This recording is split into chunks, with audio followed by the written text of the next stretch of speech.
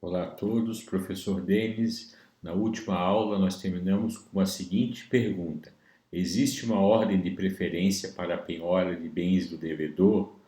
E hoje a gente vai desvendar essa pergunta afirmando que o artigo 835, sim, ele dispõe de uma ordem legal de preferência para a realização da penhora e futura expropriação. E qual seria essa ordem? O 835 vai trazer esse rol e, em primeiro lugar, vai trazer o dinheiro em espécie como a melhor forma, por óbvio, de transformar esse patrimônio, penhorar, separar esse patrimônio para futuramente expropriar, a modalidade mais fácil a ser realizada através do dinheiro. O dinheiro é dos bens pertencentes ao devedor, aquele que já tem liquidez imediata.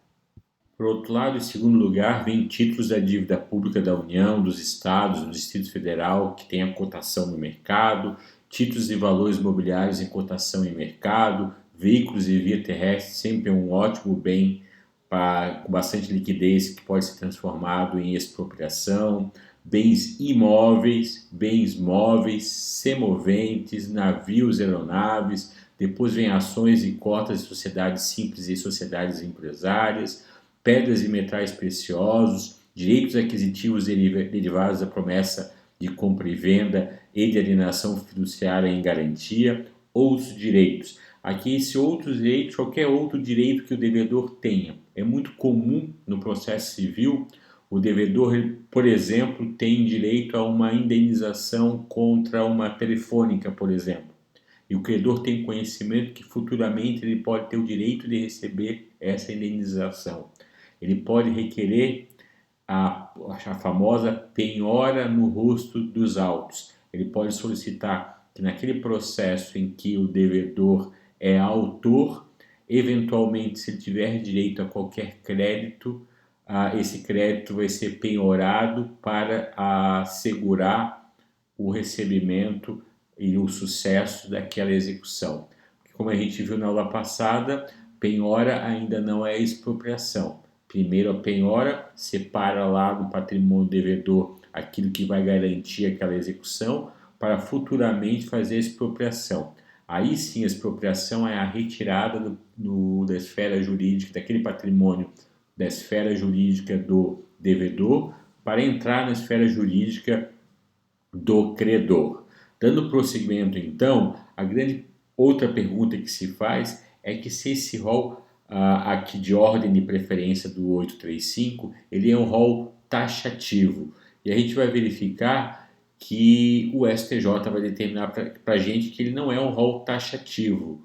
O STJ fala em preferencialmente, essa ordem de penhora, né, que começa com dinheiro até outros direitos, é uma ordem que preferencialmente tem que ser seguida pelo operador do direito, não obrigatoriamente. Esse é o teor, inclusive, da súmula 417 do STJ, que diz que a penhora em dinheiro não tem caráter absoluto, ou seja, nem sempre vai ser naquela execução a melhor opção, porque a gente não pode esquecer das aulas passadas que a gente viu os princípios, né? E tem um princípio balizador da execução, que é o princípio da menor onerosidade para o devedor. Então, se no caso concreto o juiz, o magistrado perceber que o dinheiro, muito embora seja o primeiro na ordem de preferência do 835, não seja a melhor opção, porque ele também tem que se coadunar com o princípio da menor onerosidade. Então, o rol, de fato, não é taxativo. Tá? Ele preferencialmente poderá ser obedecida aquela ordem, mas não é uma ordem fatal, não é uma ordem taxativa. Assim temos que a ordem do 835, então, não tem caráter absoluto, é caráter relativo. O magistrado, no caso concreto, que vai verificar se aquela ordem vai ou não ser seguida no caso concreto. Bom, como é que se aperfeiçoa a penhora? Ela se aperfeiçoa como ato executivo com a apreensão do bem e a lavratura do auto de penhora. No próprio ato da penhora, o oficial de justiça vai lavrar esse auto de penhora e já vai nomear o depositário. Esse depositário pode ser o credor ou o depositário pode ser o próprio devedor. Normalmente, porque como gera uma responsabilidade, imagina, né? Você penhorar e no auto de penhora determinar que a posse daquele veículo vai ficar com o credor. O credor tem que, até o final do processo, zelar por aquele bem. Então, é uma responsabilidade. Então, assim, em regra, nos dias atuais, convém que o bem permaneça com o devedor. Mas também não é uma regra absoluta, nenhuma regra. É o que a gente vê nos casos concretos, porque é uma responsabilidade do credor ter a posse desse bem, porque ele ainda não lhe pertence, ele ainda está na esfera jurídica do devedor. Só com a expropriação que ele vai passar para a esfera jurídica desse credor. Então, no próprio ato de penhora oficial, vai nomear o depositário, seja um terceiro, seja o credor ou continuar a posse com o devedor. Dando seguimento, a gente vai ver agora um ponto que a gente vai ver na aula de hoje, deve repetir na aula que vem, quando a gente for terminar bem de família, que são os bens impenhoráveis. A gente já viu nas aulas passadas que o que responde pela dívida, pelo crédito, é os bens presentes e futuros do devedor. Vimos a ordem de preferência desses bens para penhora e futura expropriação. Agora a gente vai ver uma gama de bens que são considerados pela lei, pela doutrina e pela jurisprudência como impenhoráveis. Mas aqui especialmente a lei vai determinar no 833 quais são esses bens que são impenhoráveis. Para não ficar uma coisa exaustiva de ficar só lendo aqui os incisos, eu vou pensar para vocês aqueles que têm mais possibilidades de cair numa prova da OAB em concurso público e que por dia a dia são importantíssimos e são cobrados, que pode trazer alguma divergência, né? Nós temos o inciso primeiro aqui, são impenhoráveis os bens inalienáveis e os declarados por ato voluntário não sujeitos à execução. Na aula que vem, a gente vai ver sobre bem de família. E a gente vai ver que o bem de família ele pode ser legal ou pode haver o bem de família facultativo. O próprio devedor pode separar, e isso está descrito na lei, parte do patrimônio dele, sendo aquela parte do patrimônio considerado como bem de família, o que o torna aqueles bens impenhoráveis. Então, os bens inalienáveis, os declarados por ato voluntário, o ato voluntário vai ser do devedor, que vai separar parte do patrimônio dele para ser considerado impenhorável como bem de família estipulado por ele mesmo, que a gente chama de bem de família voluntário. A gente tem em mente no senso comum que existe só o bem de família legal, que é aquele único bem que dá guarida ao núcleo familiar que não pode ser penhorado. Mas ainda existe o bem de família em que o próprio voluntário, em que o próprio devedor pode ele estipular parte do patrimônio como sendo impenhorável. Inciso segundo, os móveis, os pertences às utilidades domésticas que guarnecem a residência do executado, ou seja, tudo aquilo de bens móveis que guarnecem o bem de família que a gente chama, né? Aquele único imóvel do núcleo familiar que tem como finalidade a sua morada. A gente, na próxima aula, vai falar sobre a lei de bem de família e vai aprofundar mais. Basta saber que o acessório segue o principal. Tudo que tiver contido dentro do núcleo familiar, que é considerado bem de família, se torna impenhorável. Então, os móveis pertencentes às utilidades domésticas. A grande pergunta é: pode penhorar uma TV? Bom, depende, né? Depende do valor, porque tem um salvo aqui no inciso segundo, né? São impenhoráveis os móveis, os pertences às utilidades domésticas que guarnecem a residência do executado, salvo os de elevado valor ou os que ultrapassem as necessidades comuns correspondentes a um médio padrão de vida. E aí vai nos remeter lá ao princípio da dignidade da pessoa humana. Então aqui vai ter várias polêmicas, né?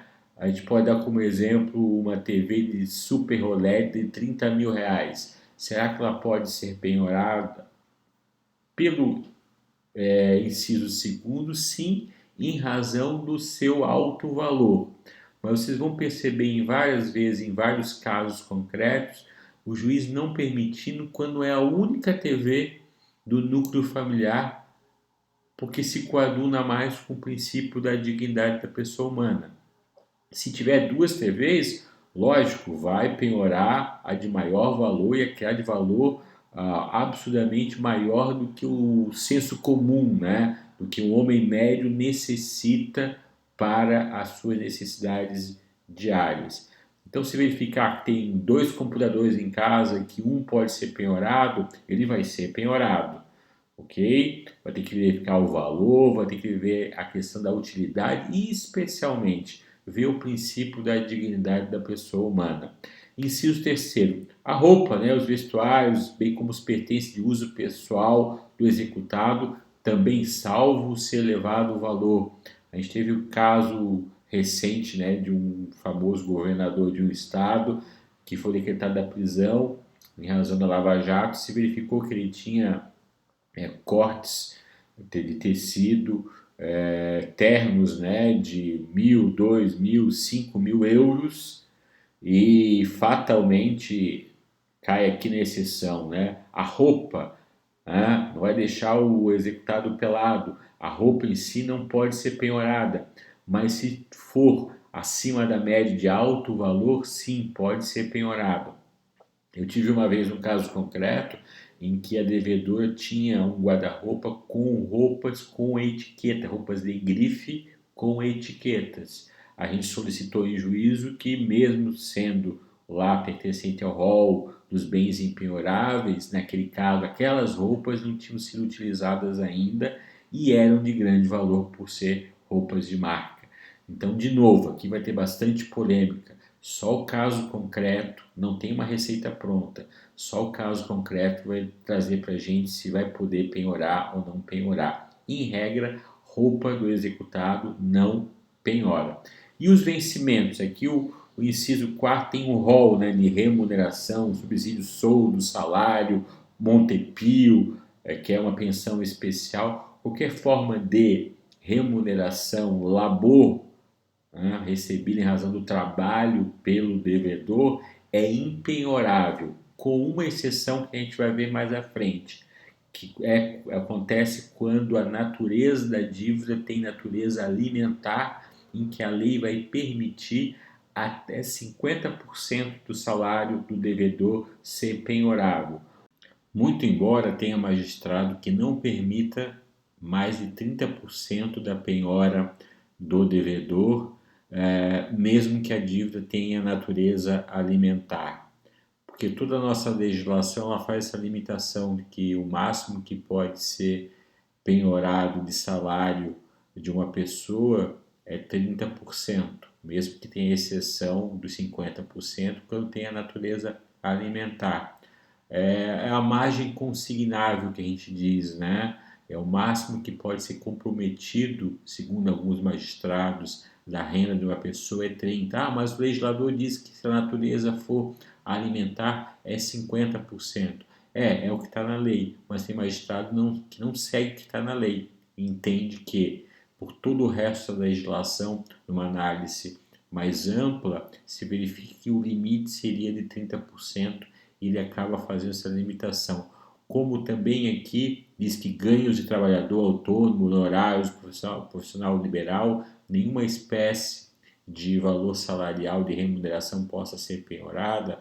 Há entendimento, há julgados no sentido de quando o crédito tiver natureza também salarial, como, por exemplo, uma execução de honorários de advogado, que nesses casos, como os dois têm caráter, é a mesma tutela de ambos os lados, ou seja, de um lado tem o credor também natureza salarial e do outro lado também um bem de natureza salarial que tem que ser tutelado, tem vários julgados que determinam que há possibilidade de penhora quando o credor for, por exemplo, um advogado que estiver executando seus honorários.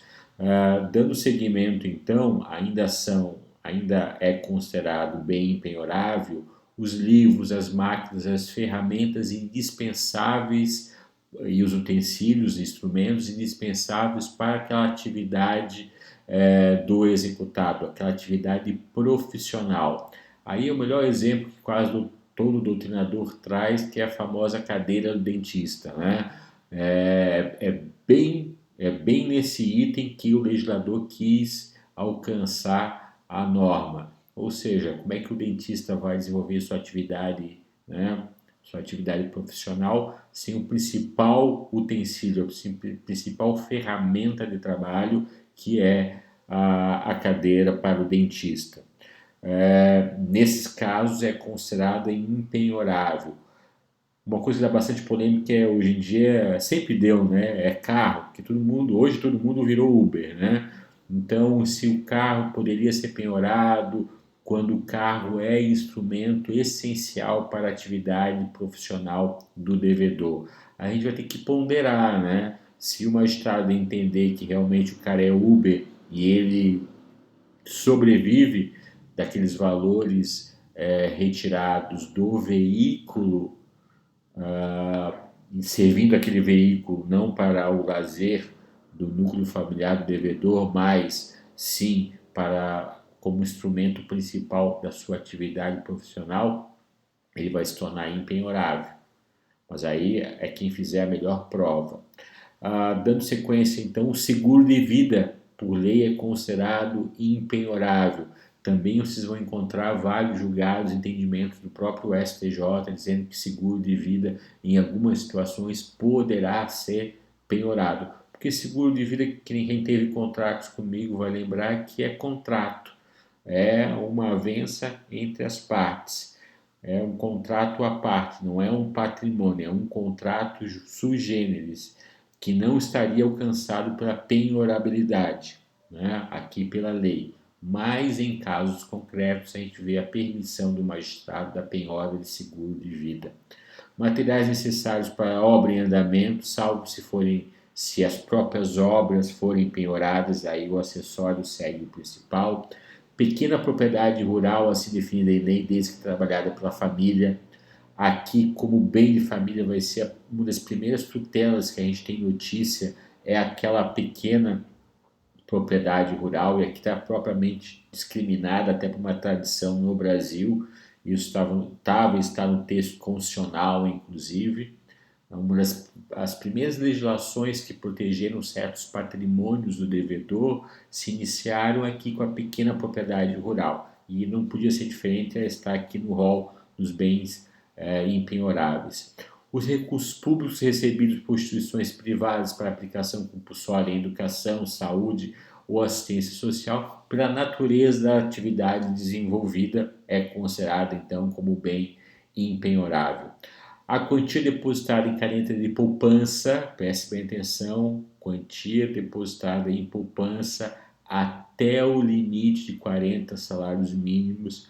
O que ultrapassar 40 salários mínimos poderá ser penhorado, ou seja, até 40 salários mínimos vai ser considerado como a subsistência do núcleo familiar e aí não vai ser alcançado pela penhorabilidade. Ok? Ultrapassou, tiver 60 salários mínimos depositados em caneta de poupança, 20 poderão ser penhorados esses valores para posteriormente serem expropriados, na fase da expropriação. Os recursos públicos do fundo partidário recebidos por partido político nos termos da lei. Quis o legislador que tivesse aqui também, sem maiores digressões, no rol de bens impenhoráveis. Por fim, também vão ser considerados bens impenhoráveis os créditos oriundos da alienação de unidades imobiliárias sobre o regime da incorporação imobiliária. A gente vai ver aqui que a incorporação imobiliária tem uma tutela diferenciado, vocês vão aprender isso lá em Direito das Coisas. A famosa compra na planta, né? A criação de incorporação imobiliária vai invariavelmente passar por vários direitos de terceiros de boa-fé, então vai ter uma proteção da impenhorabilidade. O parágrafo 1º fala que a impenhorabilidade não é oponível à execução da dívida relativa ao próprio bem, inclusive aquela contraída para sua aquisição, ou seja, se a dívida for oriunda do próprio bem, mesmo que ele seja bem de família, né, seja um único imóvel ou faça bem aqui parte do rol dos bens impenhoráveis, se ele for relativo da execução da dívida do próprio bem, como um condomínio, como um tributo, não se aplica a impenhorabilidade.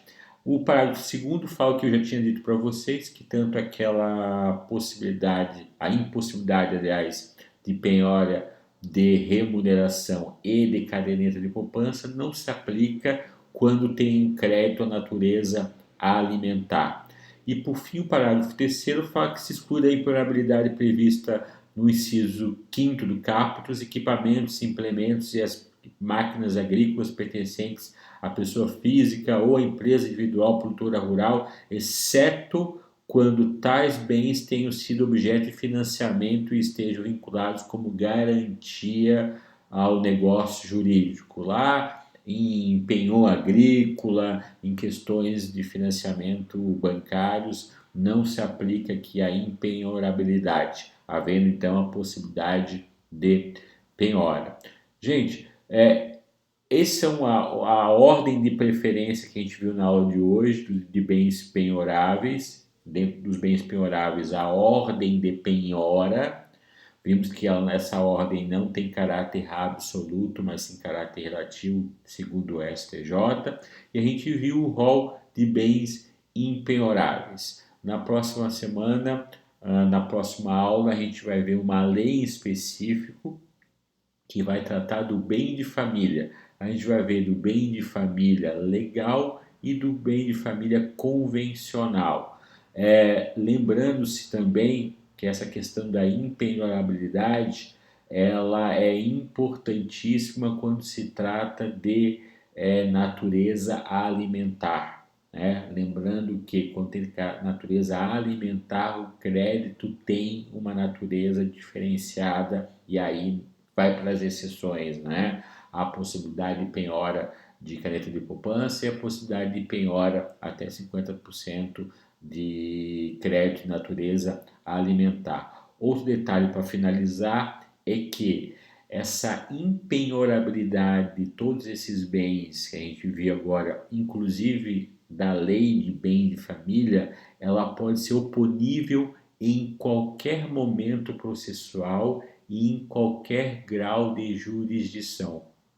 Se por acaso tenha sido no decorrer da execução realizada a penhora sobre o bem e esse bem é de caráter impenhorável, você pode alegar isso mesmo que, por exemplo, não tenha mais nenhum prazo para apresentar defesa ou resposta. Então, como eu disse, opor a impenhorabilidade de bens, que a gente viu esse rol aqui, e vai vir na próxima aula específico da lei de bem de família, todos os bens então considerados pela lei impenhoráveis, essa oposição dessa impenhorabilidade pode ser feita, repito, em qualquer momento, em qualquer grau de jurisdição. Tem até uma peça específica para isso que nós vamos aprender, que é a exceção de pré-executividade. Ok? Finalizamos aqui, até a próxima aula. Até logo a todos.